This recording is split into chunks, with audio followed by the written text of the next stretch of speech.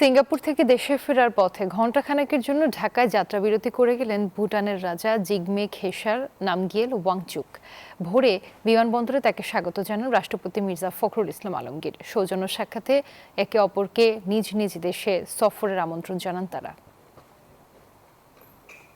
ভুটানের রাজা জিগমে খেসার নামগিয়েল ওয়াংচুককে বহনকারী বিশেষ বিমান সিঙ্গাপুর থেকে ভুটান যাওয়ার পথে বিরতি নেয় ঢাকার হযরত শাহজালাল আন্তর্জাতিক বিমানবন্দরে।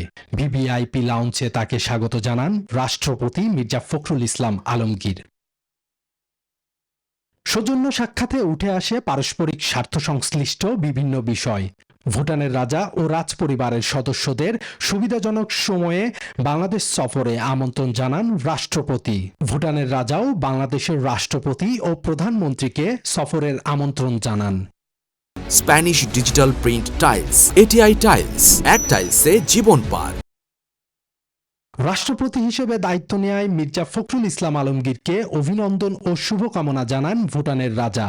রাষ্ট্রপতি বলেন, বাংলাদেশ ও ভুটানের মধ্যে গভীর ও ঐতিহাসিক সম্পর্ক রয়েছে। ভুটান সবসময় বাংলাদেশিদের হৃদয়ে বিশেষ স্থান করে আছে, কারণ 1971 সালের 6 ডিসেম্বর বাংলাদেশকে স্বীকৃতি দেয় বিশ্বের প্রথম দেশ ভুটান। দুই দেশের অভিন্ন উন্নয়ন ও সমৃদ্ধির আকাঙ্ক্ষার কথা তুলে ধরে ভুটানের রাজা।